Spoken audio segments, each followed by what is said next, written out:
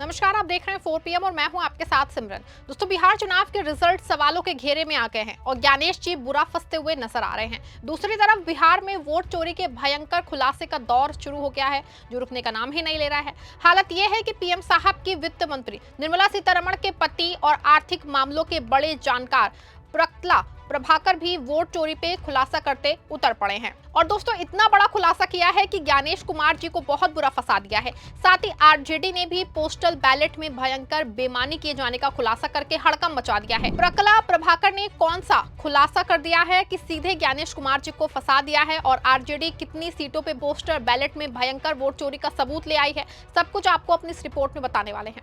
दोस्तों, बिहार चुनाव में एनडीए को जो प्रचंड बहुमत मिला वो अभी तक बहुत से लोगों के गले से उतर ही नहीं रहा है नीचे। और सिर्फ साधारण आदमी नहीं बल्कि देश के बड़े बुद्धिजीवी भी इसी खोज में लगे हैं कि आखिर बिहार चुनाव में कैसे बीजेपी को इतनी बड़ी जीत मिली। इसके लिए तथ्य और आंकड़े खंगाले जा रहे हैं और इसी दिशा में पीएम साहब की वित्त मंत्री निर्मला सीतारमण के पति और देश में आर्थिक मसलों के बड़े जानकार प्रकला प्रभाकर ने बड़ा खुलासा किया है। उनका दावा है दोस्तों कि बिहार चुनाव में 1,77,673 वोट ज्यादा गिने गए। वैसे आपको बता दें कि उन्होंने सीधा डेटा अपने एक्स पे डाला है और चुनाव आयोग से पूछा है कि आखिर ये वोट आए कहां से हैं। उन्होंने अपने एक्स पे लिखा कि बिहार में 67.13% वोट पड़े, यानी कि बिहार में 5,29,880 वोट टोटल पोल हुए। लेकिन जब गिनती के टोटल वोटों को जोड़ा जा रहा है तो 5,02,97,553 वोटों की काउंटिंग हुई। ऐसे में बड़ा सवाल यह है कि आखिर 1,77,673 वोट कहां से आए। प्रभाकर जी ने सभी सीधे जो है इलेक्शन कमीशन से जवाब मांगा है। आपको बता दें कि ये 77,000 वोटों को हल्के में मत लीजिए, कम से कम ये इतने वोट ही बिहार चुनाव की 50 से ज्यादा सीटों के रिजल्ट बदल सकते हैं, क्योंकि बिहार का रिजल्ट जो आया है उसमें 1,000 की मार्जिन की जीत हार वाली ही 13 से ज्यादा सीटें हैं और इसके बाद 2,000 से 5,000 के बीच में भी 23 से ज्यादा सीटें हैं। ऐसे में साफ है कि ये इतने वोट 50 सीटों पे प्रभावी हो सकते हैं। लेकिन आपको बता दें कि प्रभाकर जी ने बड़ा सवाल उठाया है कि आखिर कैसे 1,77,000 से ज्यादा वोट ज्यादा काउंट हुए हैं जबकि वोट इससे कम पड़े थे। वैसे भी दोस्तों, ये बात सभी जानते हैं कि चुनाव आयोग का ये पुराना फंडा है और वो चीजों को छिपाए रखना चाहता है। पिछले दिनों तक बिहार के कुल वोटर्स की संख्या में 3 लाख का अचानक इजाफा हुआ और हर ओर से ये सवाल उठने लगा कि आखिर ये 3 लाख वोट कहां से आए।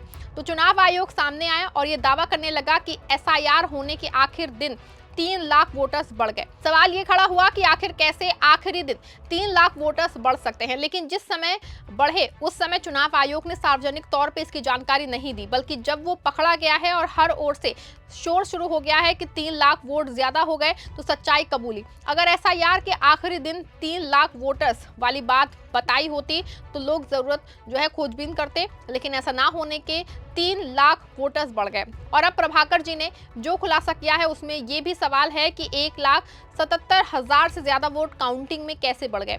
आपको बता दें कि एक और जहां प्रभाकर जी ने भयंकर खुलासा करके चुनाव आयोग और ज्ञानेश कुमार को सवालों के घेरे में ला दिया है और पूरे रिजल्ट पे भी सवाल खड़ा कर दिया है, तो दूसरी ओर जो है आरजेडी ने भी पोस्टर बैलेट में बहुत बड़ी वोट चोरी का खुलासा किया है। आरजेडी का दावा है कि कम से कम 3 सीटें हैं जिन पे शासन प्रशासन ने मिली भगत करके एनडीए के प्रत्याशियों को चुनाव जिता दिया है। आरजेडी ने अपने एक्स पे एक पोस्ट भी साझा किया है जिसमें 3 सीटों पे मिली भगत को जो है डेटा सहित पेश किया है। आरजेडी ने अपने एक्स पे लिखा है, जबरन बेईमानी से हराई गई सीटों के झकझोरने वाले आंकड़े। नबीनगर विधानसभा 112 वोटों से आरजेडी हारी, 132 पोस्टल वोट रिजेक्ट हुए। अकिआंव विधानसभा 95 वोटों से सीएमपीआईएल हारी, 175 पोस्टल वोट रिजेक्ट हुए। संदेश विधानसभा 27 वोटों से आरजेडी हारी, 360 पोस्टल वोट रिजेक्ट हुए। देखा आपने कि आरजेडी का दावा है कि जब पोस्टल वोट को रिजेक्ट करते हार दिलाई गई और जिस सीट पे केवल 27 वोटों से आरजेडी को हार मिली वहां 360 पोस्टल वोट रिजेक्ट हुए हैं। साथ ही जहां पे 95 वोट से हार हुई वहां 175 और जहां पे 112 वोट से हार हुई वहां पे 132 पोस्टल वोट रिजेक्ट हो गए हैं। आपको बता दें कि देश से पहले से ही इस तरह के कई मामले जो है सुप्रीम कोर्ट और हाई कोर्ट में पेंडिंग पेंडिंग है और सुप्रीम कोर्ट में पोस्टल बैलेट को लेकर के पंचायत चुनाव में जो है बेईमानी रंगे हाथ पकड़ी भी गई है। इसीलिए इस डेटा को डिनाई नहीं किया जा सकता है, क्योंकि पोस्टल बैलेट के रिजेक्शन में खेल हो सकता है। ऐसे में साफ है कहीं ना कहीं चाहे प्रभाकर का खुलासा हो या फिर आरजेडी, दोनों आंकड़ों की दृष्टि से सही दिखाई दे रहे हैं और ऐसे में चुनाव आयोग पे गंभीर सवाल उठा रहे हैं। साथ ही कहीं ना कहीं बिहार चुनाव का रिजल्ट संदिग्ध दिखाई देने लगा है।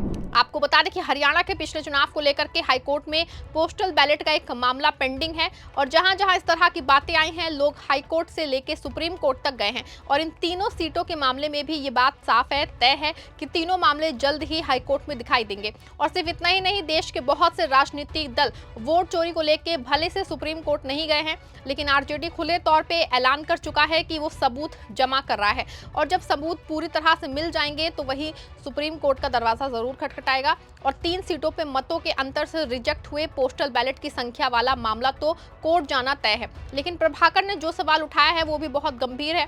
पोस्टल बैलेट का मामला तो 3 सीटों पे है, लेकिन प्रभाकर जी के दावे वाले 1,77,000 से ज्यादा वोट सीधे सीधे 50 सीटों को प्रभावित कर सकते हैं। ऐसे में इन बातों को इग्नोर नहीं किया जा सकता है। और एक और जहां बिहार चुनाव को लेके जहां ज्ञानेश जी बुरा फंसे हैं, दूसरी ओर जिस प्रभाकर की मांग के बावजूद अभी तक चुनाव आयोग का कोई स्पष्टीकरण नहीं आया है। ऐसे में कहीं ना कहीं प्रभाकर के उठाए सवाल जो है गंभीर दिख रहे हैं। अब देखना होगा कि पूरे मामले पे क्या जवाब चुनाव आयोग देता है।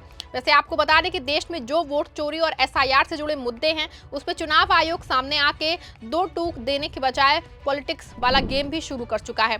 272 लोग राहुल गांधी को चिट्ठी लिख चुके हैं कि चुनाव आयोग की साख को दाव पे मत लगाओ, लेकिन कोई ये नहीं सवाल उठा रहा है कि आखिर जब बिहार में एसआईआर हुआ तो कैसे बिहार में बीजेपी के लगभग आधा दर्जन नेताओं ने पहुंच के दोबारा वोट कर दिया है। कोई ये सवाल चुनाव आयोग से नहीं पूछ रहा है कि राहुल गांधी से सवाल के जवाब को क्यों नहीं ज्ञानेश कुमार नहीं दे रहे हैं, क्यों चुनाव आयोग प्रभाकर और आरजेडी के दावों पे तुरंत रिएक्शन नहीं दे रहा है। ऐसे में कहीं ना कहीं दाल में या तो कुछ ना कुछ काला है या फिर पूरे मामले से चुनाव आयोग पूरी तरह से कन्नी काटना चाहता है। आपको बता दें ये 2 मामले तो नजीर हैं। इससे पहले कांग्रेस एनडीए की 202 सीटों की जीत का एक लेटर जारी करके बता चुकी है कि कम से कम 128 सीटें ऐसी हैं जिसपे एसआईआर में कटे वोटों की वजह से जीत हुई है।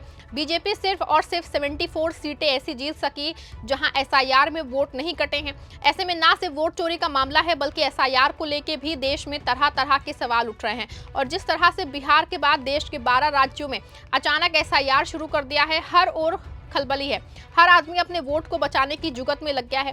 कहीं आत्महत्याएं केस सामने आ रहे हैं तो कहीं प्रदर्शन हो रहा है। ऐसे में चौतरफा ज्ञानेश कुमार जी फंसे हैं और उनका विभाग वोट चोरी के दावे करने वालों को सही जवाब नहीं दे पा रहा है, जिससे मामला संदिग्ध होता जा रहा है। ऐसे में माना जा रहा है कि आरजेडी जल्द ही सारे मामले को लेकर के सुप्रीम कोर्ट जाएगी, लेकिन फिलहाल ज्ञानेश जी और उनका विभाग सवालों के घेरे में है। पूरे मामले पे आप क्या सोचते हैं? क्या वित्त मंत्री निर्मला सीतारमण के पति प्रभाकर के दावों में बहुत गंभीर हैं या ये सीधे लगभग 50 सीटों पे असर दिख जाएगा? क्या आरजेडी ने जो पोस्टल बैलेट में घालमेल जो किए जाने का दावा किया है वो कितना तर्क संगत है? पूरे मामले पे आप क्या सोचते हैं? अपनी राय कमेंट में जरूर लिखिए। खबर को लाइक और शेयर करिए।